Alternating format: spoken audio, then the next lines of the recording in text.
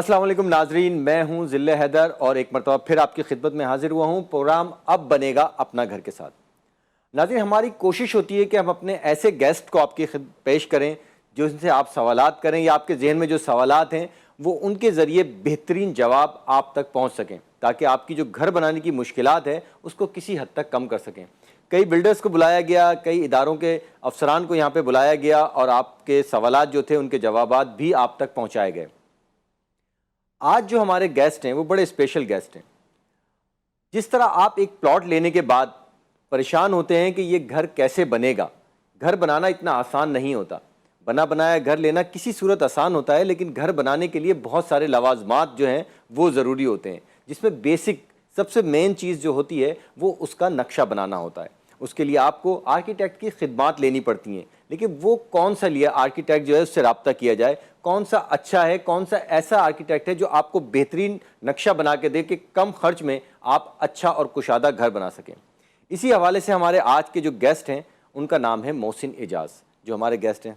Welcome to our show. कैसे आप? बिल्कुल ठीक ठाक। नाज़रीन, हम मोहसिन से कुछ सवालात करेंगे और हम इनसे पूछते हैं कि मोहसिन ये बताएं कि नक्शा बनाना जो है वो कितना ज़रूरी है। पहले तो ये नहीं होता था, पहले तो आपने ठेकेदार को बुलाया और उसको कहा कि भाई यहाँ 2 कमरे इधर बनाने हैं, किचन इधर बनेगा, वॉशरूम इधर बनेगा और एक कमरा छत पे बना दिए। जी बिल्कुल। तो अब ये आप लोगों की फर्म है, ये आ गई है, फिर इदारों में भी पोर्टल दे दिया गया आपको, इसके बारे में ज़रा कुछ बताएं। बिल्कुल जी, जैसे आपने कहा कि पहले लोगों में इतनी अवेयरनेस नहीं थी और यूजुअली ये हो रहा होता था कि एक ठेकेदार हायर किया जाता था जिसको कंस्ट्रक्शन का, और फिर वही उसको नक्शा वगैरह जो भी अपने हिसाब से वो करके और वो चीज़ें हो रही होती थी। बट ओवर द टाइम अब लोगों में अवेयरनेस एक डेवलप हुई है और उसको देखते हुए लोगों ने अब लोगों में को ये शऊर पैदा हुआ है कि एक स्ट्रक्चर, एक आर्किटेक्ट का क्या रोल होता है बिल्डिंग का स्ट्रक्चर खड़ा करने में, उसकी फिनिशेस, उसकी जो आप एंड प्रोडक्ट एंड लुक होता है, तो वो चीज़ें होती हैं जिसको एक डिज़ाइनर, एक आर्किटेक्ट जो है वो उसको समझ के और उसको तरीके से लेके चल रहा होता है। कॉन्ट्रैक्टर का एक सेपरेट रोल होता है जिसका काम होता है घर की कंस्ट्रक्शन करना, ना कि नक्शा बनाना या उसकी नक्शे की या मटेरियल्स को खुद वो उसके ऊपर काम करना, बल्कि ये इसके लिए जो क्वालिफाइड आर्किटेक्ट्स हैं या स्ट्रक्चर इंजीनियर्स और इलेक्ट्रिकल इंजीनियर्स, ये सारा एक टीम वर्क होता है जिसके बाद कोई भी घर, कोई भी इमारत की तामीर होती है। अच्छा मोहसिन, ये बताएं कि क्योंकि ये प्रोग्राम हमारा है अब बनेगा अपना घर, तो नाज़रीन ये चाहते हैं कि उनको बिल्कुल स्टेप बाय स्टेप चीज़ें पता लगें ताकि उनको भी आगे काम करवाने में आसानी हो। बिलफर्ज मैंने एक 240 गज का प्लॉट लिया है जी, रेजिडेंशियल की बात हो रही है, हाई राइज की हम आपसे बाद में बात करेंगे। तो उसका इमीडिएट जो प्रोसेस होता है बनाने के लिए वो क्या होता है, ये बताएं पहले नाज़रीन। देखिए जी, सबसे पहले तो जो मोस्ट इम्पॉर्टेंट चीज़ होती है घर, क्योंकि एक बड़ी पर्सनलाइज चीज़ होती है, जिसने भी जो एंड यूज़र होता है उसकी एक बड़ी, चाहे घर जिस साइज़ का भी हो, बट हर इंसान की एक अपनी बड़ी एक ख्वाहिशात होती हैं कि मेरे घर में ये चीज़ें होनी चाहिए। ख्वाब होता है, एक ख्वाब होता है, तो जिसको हमने जो है तकमील तक पहुँचाना होता है। तो उसके लिए हम पहले उनसे सारी जो उनकी रिक्वायरमेंट्स होती हैं कि कितने नंबर ऑफ मेंबर्स हैं और उनको किस किस तरह की स्पेसेस चाहिए, रूम्स कैसे चाहिए और किस तरह का होना चाहिए, और फिर हम उनको फर्दर गाइड भी कर रहे होते हैं during the design evolution process की किस तरह चीज़ें इवॉल्व होकर निकलेंगी। तो पहले हम जो फोरमोस्ट चीज़ होती है वो होती है लेआउट, उसको स्पेशल कन्फिग्रेशन कि घर का लेआउट क्या होगा।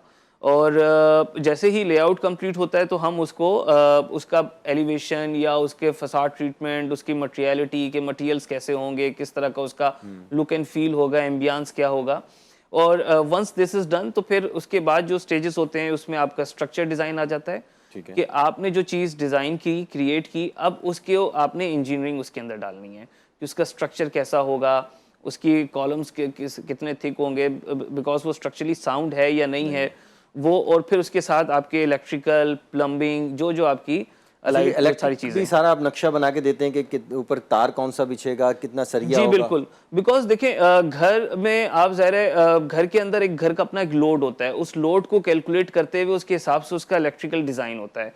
आपने अमूमन देखा होगा कि लोगों के घरों में शॉर्ट सर्किट हो रहे होते हैं, वो इसी वजह से हो रहे होते हैं कि लोड डिवाइड नहीं हुआ होता, ट्रिप हो रहे होते हैं।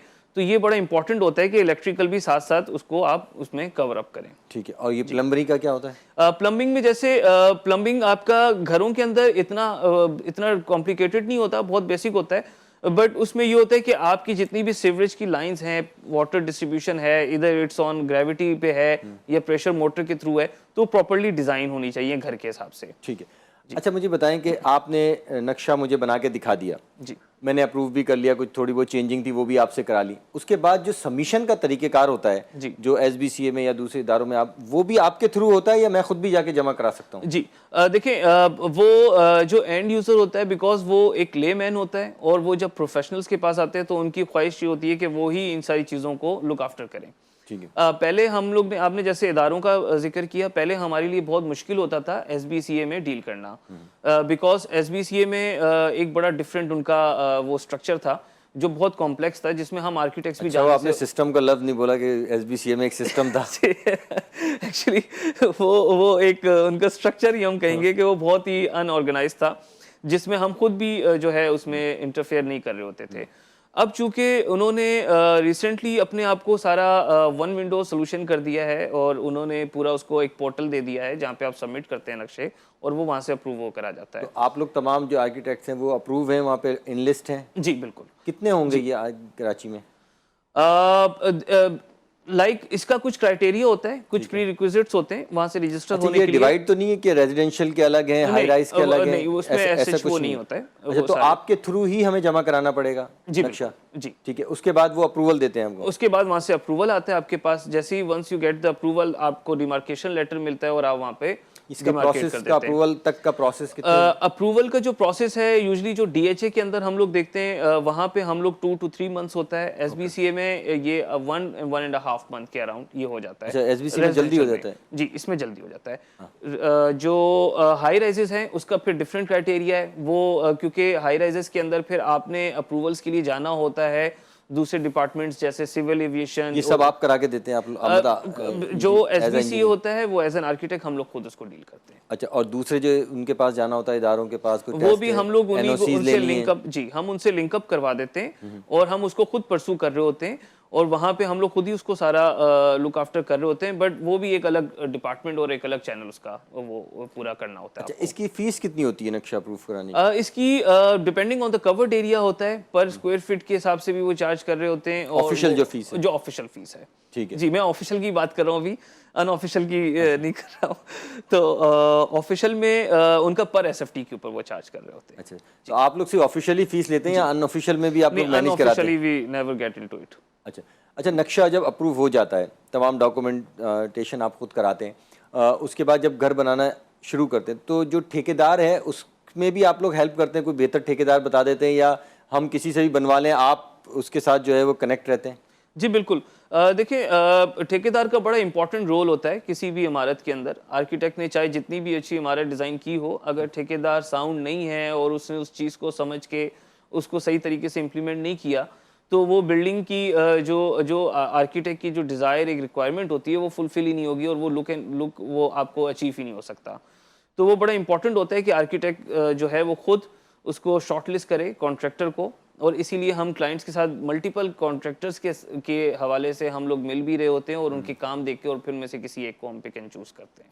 अच्छा अच्छा, फिर उसके बाद जब वो बनाना शुरू करता है, सबसे पहले वो कलर डालते हैं, क्या है उसके बाद से मतलब आपका डे फर्स्ट से काम होता है और डे एंड तक होता है, या बीच में आप लोग कट ऑफ हो जाते हैं? नहीं नहीं, बिल्कुल नहीं। हमारा काम फ्रॉम द डे हम लोग जब लेआउट्स और फिर उसके बाद जब हम स्ट्रक्चर्स की तरफ जाते हैं, तो वहाँ से साइट पे पहले लेआउट, जैसे आपने जिक्र किया कि आप लेआउट्स करते हैं, और उसके बाद फिर आप फाउंडेशन या जिस तरह की भी उसकी फाउंडेशंस हैं, वहाँ से चलता हुआ पूरा स्ट्रक्चर, और स्ट्रक्चर के बाद फिर उसकी फिनिशिंग कि मटेरियल्स क्या यूज़ होंगे, टाइल कैसा होगा, लाइट कैसी होगी, each and everything is under us के हम लोग उसको सुपरवाइज कर रहे होते हैं। नाज़रीन, मोहसिन हमारे साथ ही मौजूद हैं। एक छोटा सा कमर्शियल ब्रेक लेना है, उसके बाद हम पूछेंगे मोहसिन से कि जब नक्शा अप्रूव हो जाता है तो उसके बाद ठेकेदार जो होता है, जो घर बनाने के लिए आता है, उनसे हमारा राब्ता किस तरह होता है और वो कितना हेल्प करता है, और क्या क्या मटेरियल और कौन सा मटेरियल हमें इस्तेमाल करना चाहिए। तो लेते हैं एक छोटा सा कमर्शियल ब्रेक।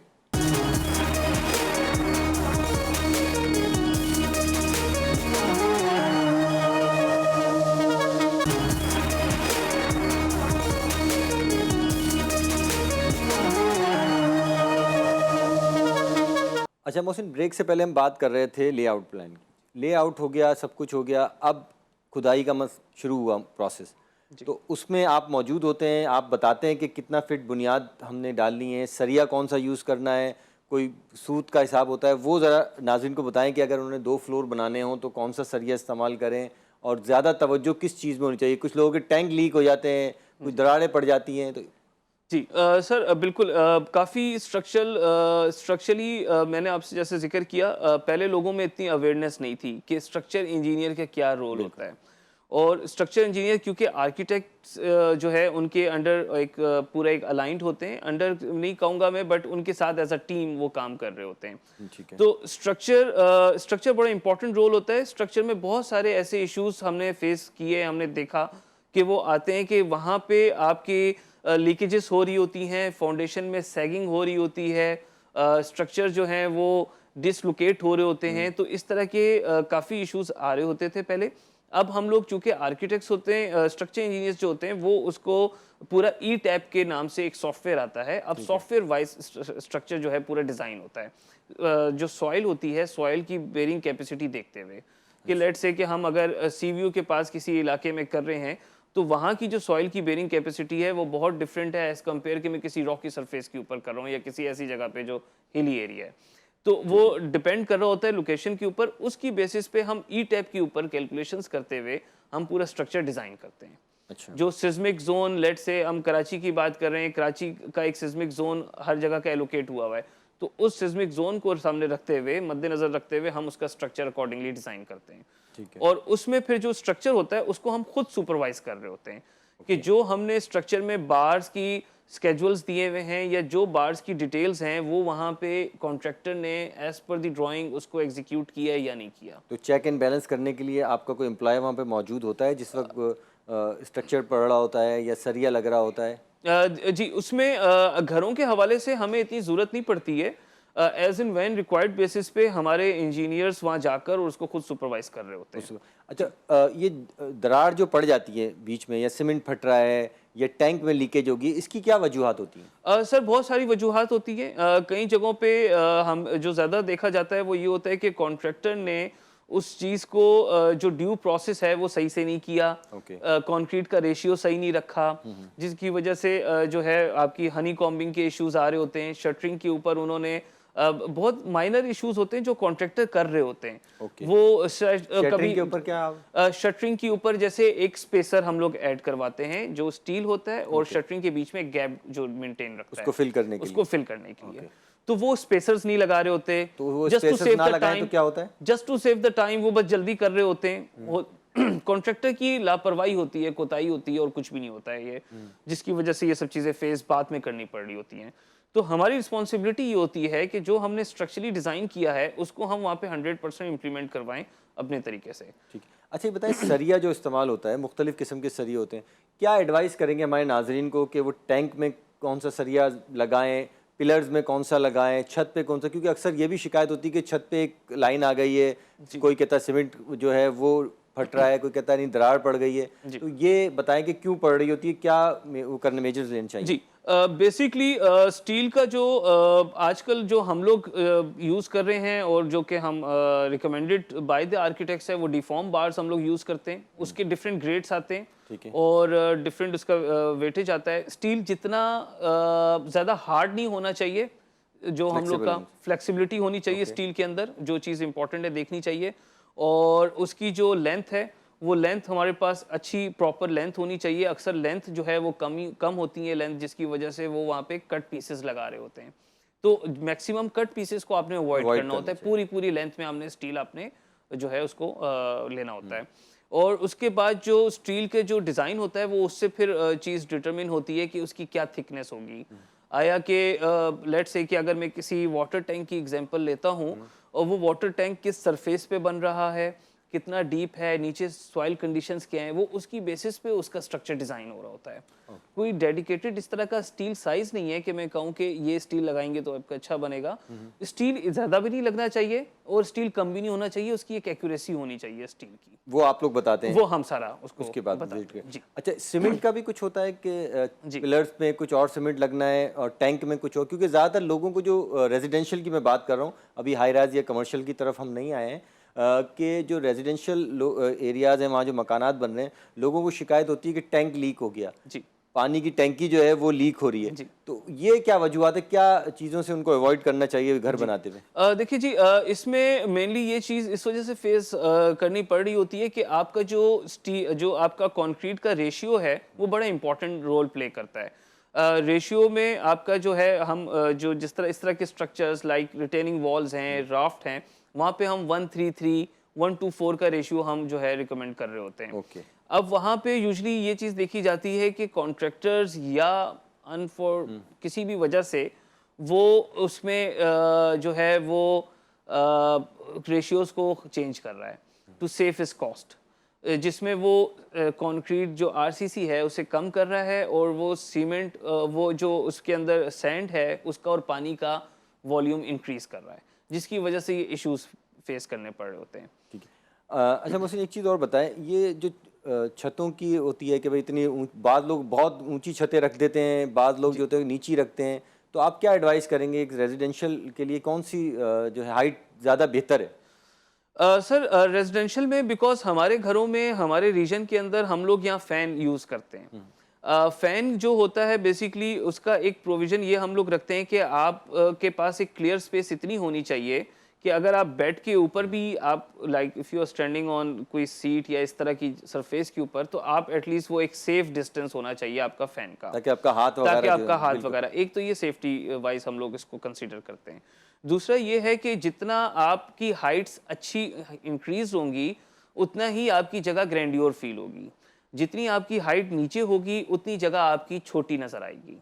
तो हम रिकमेंड करते हैं कि जितना अच्छी हाइट आप अचीव करें, जो आइडियल हाइट हम लोग रिकमेंड कर रहे होते हैं घरों में वो 10 फुट से 12 फुट के बीच में कर रहे होते हैं, मिनिमम 10 फीट, और फिर 12 और कई जगहों पे अगर बड़े रूम्स हैं, बड़े स्पेन्स हैं, तो वो 13 और 14 फीट पे भी हम लोग जा रहे होते हैं।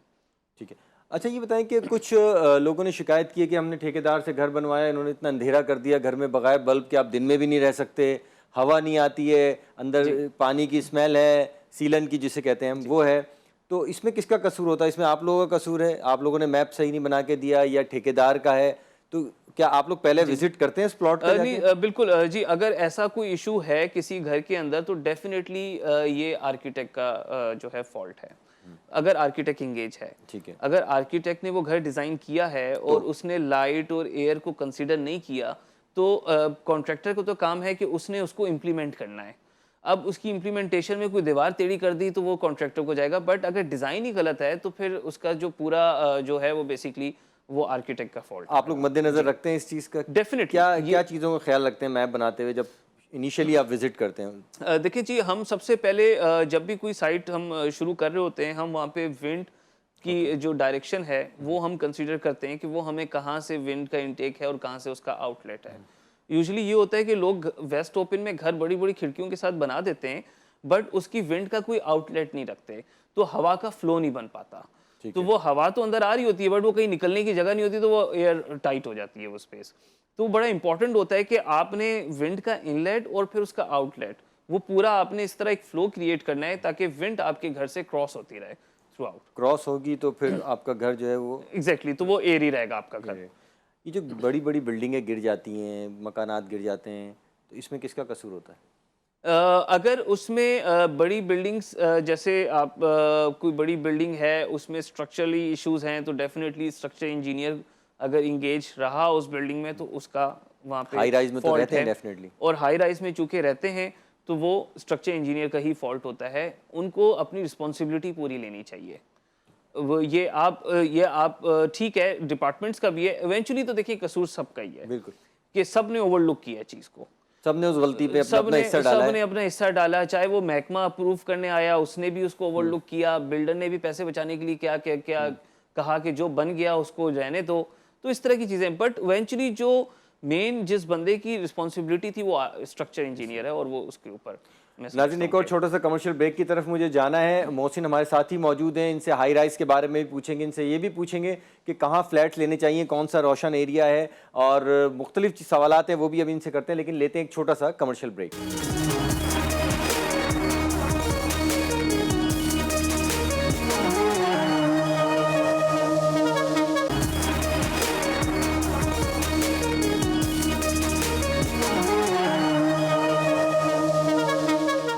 जी मोहसिन, तो हम बता रहे थे कि हाई राइज में जो लोगों को ज़्यादातर ख्याल लोग रखते हैं वो, लेकिन उसमें तो हमने देखा कि आर्किटेक्ट तो उसमें इन्वॉल्व होता है, 100% होता है, क्योंकि जैसा कि आपने बताया कि पोर्टल उनके बगैर जो है ओपन नहीं हो सकता, आप नक्शा अप्रूव नहीं।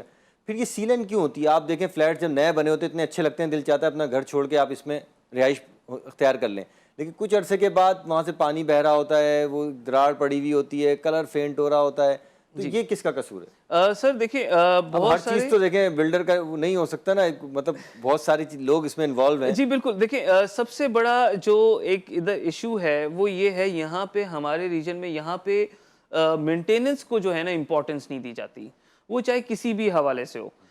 लेट्स से कि कोई बिल्डिंग तैयार हो गई, बिल्डिंग बन गई और आपने हैंड ओवर कर दिया उस बिल्डिंग को। अब उसको हैंड ओवर करने के बाद उस बिल्डिंग के अंदर कोई प्लम्बिंग की लाइन लेट्स से कि वो किसी भी वजह से चौक हो गई और वो लीकेज आ गई वहाँ पे, और वो पानी पेनिट्रेट करता करता करता वो पूरी बिल्डिंग के अंदर एक सीलेंट क्रिएट कर रहा होता है, और लोग उसको नहीं देख रहे होते, नहीं उसको ओवरलुक कर रहे होते हैं, और मेंटेनेंस पीरियोडिकली नहीं हो रही होती है। वो बड़ा इंपॉर्टेंट पार्ट होता है कि आपने फिर उस बिल्डिंग को मेंटेन करना है, आपने उसको आप बिल्डर का एक और जरिया बना रहे हैं आमदनी का कि वो 2-3 साल तक मेंटेनेंस अपने पास ही रखे, अपना स्टाफ जी बिल्कुल, ये ज़रूरी है और अच्छी चीज़ है।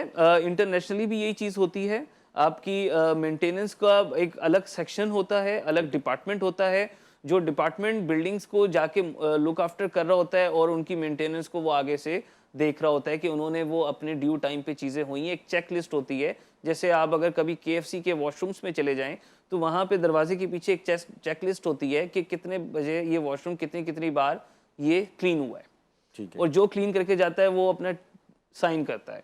वो इसी वजह से कि प्रोडिकली टाइम टू टाइम होता रहे सही, तो वो चीज़ आपकी जो है वो अपनी ओरिजिनल कंडीशन में रहती है। अब वो चाहे बिल्डर करे या जिसने भी वो टेक ओवर किया है, जो वहाँ पे जो उस जगह के ओनर्स हैं, वो अपना एक यूनियन बनाकर वो उसको करें, but it's a very important thing कि वो सारी चीज़ें आपकी साथ साथ क्लियर हो रही हों, ना कि वो चीज़ें, वो छोटे छोटे इश्यूज़ मैंने देखा है वो बन के बहुत बड़े इश्यूज़ बन जाते हैं। हमने कई ऐसी बिल्डिंग्स देखी कि जिन बिल्डिंग्स की हालत ये है कि उस बिल्डिंग में शायद एक एक अपार्टमेंट कई मिलियंस के हैं और लोग रह रहे हैं वहाँ पर, और बिल्डिंग के अंदर वो स्ट्रक्चर क्रैक्स हैं, लेकिन कोई भी उसको सही करने के लिए आगे बढ़ना ही नहीं चाहता। देखिए ना, अक्सर फ्लैट्स में लिफ्ट्स का सिस्टम होता है, स्टेयर्स तो आजकल ख़त्म हो गई हैं, तो वहाँ पर सीलन है, अब वो पानी टपक रहा है, जहाँ पे लिफ्ट आपकी जब मूव हो रही है वहाँ पे पानी की आवाज़ आ रही है मुसलसल गिरने की, तो किसी वक्त भी शॉर्ट सर्किट हो सकता है और बड़ा नुकसान हो सकता है, लेकिन उसको कोई ठीक कराने वाला नहीं होता। वो लोग कहते हैं कि भाई वो बिल्डर जो थे वो अधूरा प्रोजेक्ट छोड़ के भाग गए, अब हमने अपनी मदद आपके तहत किया है। तो बिल्डर तो चले भाग गए, आप लोगों ने तो एंड तक उसका कांटेक्ट लिया होता है ना आर्किटेक्ट से, तो वो क्या हेल्प कर सकते हैं इस मामले में? नक्शा तो आपके पास होता है कि कहाँ लाइट है, कहाँ पे ये क्या? सब चीज़ें देखिए, ये सब चीज़ें मैं समझता हूँ एक तो सिविक सेंस के अंदर आती हैं, खुद हमें ये चीज़ें अपने अंदर पैदा करनी चाहिए, और उसके साथ कुछ ऐसी रेगुलेटरी अथॉरिटीज़ होनी चाहिए, जैसे मैंने आपसे जिक्र किया कि वो इसको जो है ना लुक आफ्टर करें, और वो इसको मेक श्योर करें कि जो बिल्डिंग्स हैं उनको स्ट्रक्चरली वो इन सब चीज़ों के ऊपर काम हो रहा है, या वहाँ पे प्लम्बिंग है या कोई भी इश्यूज़ हैं तो वो साथ साथ सही हो रहे हों। तो वो अब ये हम सब के ऊपर जिम्मेदारी आ जाती है इसकी, कि जो वहाँ पे रह रहे हैं एंड यूज़र वो भी उसको देखें, और जो बिल्डर है वो भी उसको देखें, और ऑन टॉप ऑफ इट कोई ऐसी रेगुलेटरी अथॉरिटी हो जो उसको look after check and balance करे इसको।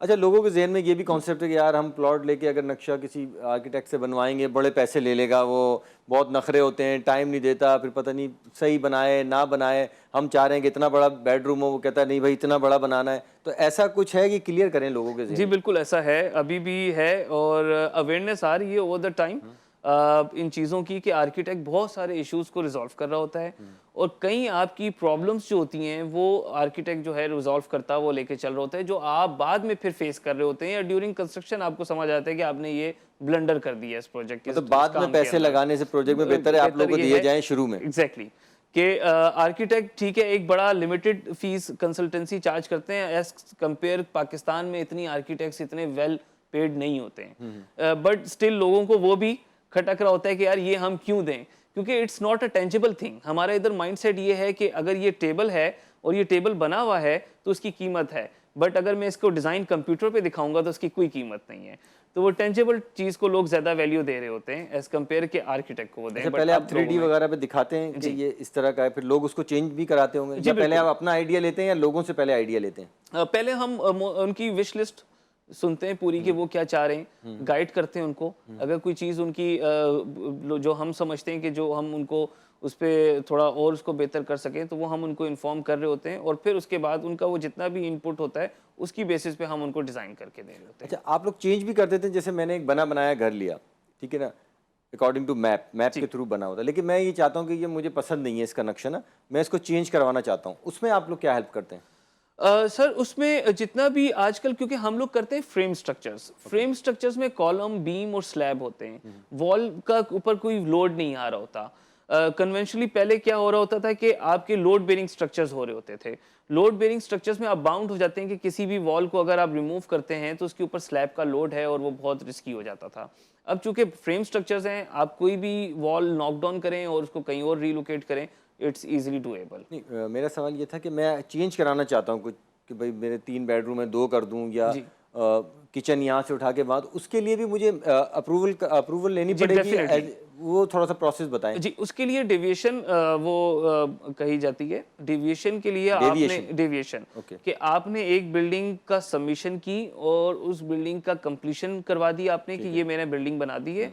अब कुछ टाइम के बाद उसमें कुछ चेंजेस करना चाह रहे हैं, तो आप उसी लेआउट, उसी सबमिशन कंप्लीशन ड्राइंग के ऊपर आप मार्क करेंगे कि ये चेंजेस करवानी है और वो डिपार्टमेंट से आप अप्रूव करवाएंगे कि मैं ये चेंजेस करवाना चाहता हूँ, इसमें कोई स्ट्रक्चर चेंजेस नहीं है। वो एक बार उसको वेट करेंगे और वो उसका अप्रूवल दे देंगे आपको। इसका कितना प्रोसेस है और इसकी फीस वगैरह क्या माइनर होती है? जी, या इसकी माइनर फीस होती है और इसकी फीस भी अगेन वो पर एसएफटी के ऊपर देख रहे होते हैं कि कितना कवर्ड एरिया है इसका ऊपर, ठीक है, तो डिपेंडिंग वो on the covered area. Map पुराना वाला दोबारा सबमिट होता है, नया मैप हमें मिलेगा, नहीं, या वही उसी पे चेंज वही करेंगे? उसी के ऊपर साइन और स्टैंप होता है कि ये चेंज इसके ऊपर करवाया गया है इस डेट के ऊपर। तो ये एसबीसीए या दूसरे इदारे आके विजिट करते हैं इसका? जी, वो आकर विजिट करते हैं। जब आप उनको अपना पुटअप करते हैं कि मैं ये चेंजेस करवाना चाह रहा हूँ, तो उनकी फिर एक विजिलेंस या उनकी जो भी प्लानिंग डिपार्टमेंट के जो लोग होते हैं, रेलेवेंट लोग, वो आते हैं, उसको फिजिकली देखते हैं, वो अप्रूव करते हैं और फिर आप उसको आगे प्रोसीड करते हैं। आखिरी सवाल मोहसिन, ये बताइएगा कि घर बनाते हुए जो ऑनर है उसको किन किन बातों का ख्याल रखना चाहिए? देखिए जी, घर बनाने के लिए सबसे ज़्यादा इम्पोर्टेंट ये है कि आप आर्किटेक्ट को हायर करें और वो तो आपको उनसे करेंगे, एक जाहिर अच्छी बात है। गाइडेंस अब लें। तो हमारी मजबूरी हो गई ना, आप लोगों ने एसबीसीए के साथ मिलकर ऐसा जी। कॉम्बिनेशन कर लिया है बिल्कुल। कि जेवी के, वो तो मजबूरी है हमारी। नहीं नहीं जी, ये मजबूरी बड़ी ज़रूरी है और ये पहले हो जानी चाहिए थी। और फिर उसके बाद घर के लिए सबसे ज़्यादा इम्पोर्टेंट ये होता है कि आप अपनी जो विश लिस्ट है वो आप प्रॉपरली आर्किटेक्ट को बताएं, ठीक है। और उसकी बेसिस पे जो वो आपको रिकमेंड कर रहा है आप उसको फॉलो करें। आप उसको 100% फॉलो करें, जिस इन टर्म्स ऑफ स्ट्रक्चर या इलेक्ट्रिकल या कोई भी हवाले से आप कॉस्ट सेविंग जहाँ पे हो सकती है वहाँ करें, बट अननेसेसरली कॉस्ट सेविंग के चक्कर में अपनी चीज़ को ख़राब ना करें। जैसे शॉर्ट सर्किट वगैरह होते हैं, Exactly। ये इसीलिए कि लोग सस्ता मटेरियल शायद। सस्ता मटेरियल, अर्थिंग अक्सर लोगों ने घरों में नहीं की हुई होती। अच्छा। वो अर्थ पिट प्रॉपर्ली बनाकर और वहाँ पे अर्थिंग के लिए उन्होंने कॉइल्स नहीं डाले होते, तो इस तरह के अच्छा, इश्यूज वो सबसे ज़्यादा ज़रूरी वो है। बहुत इंपॉर्टेंट होता है जी। ठीक है, और इसके अलावा? और इसके अलावा स्ट्रक्चरली अक्सर ये हो रहा होता है कि स्ट्रक्चर ड्राइंग्स में ज़ाहिर है जब एक स्ट्रक्चर इंजीनियर स्ट्रक्चर डिज़ाइन करता है, शायद वो सारे पैरामीटर्स को कंसीडर कर रहा होता है, तो शायद कुछ टनेज ऊपर जा रहा होता है। तो फिर वो अमूमन ये देखा जाता है कि कॉन्ट्रैक्टर कहता है कि मैं आपको श्योरिटी के साथ इससे कई गुना कम स्टील के साथ मैं आपको ये डिज़ाइन करके दे सकता हूँ।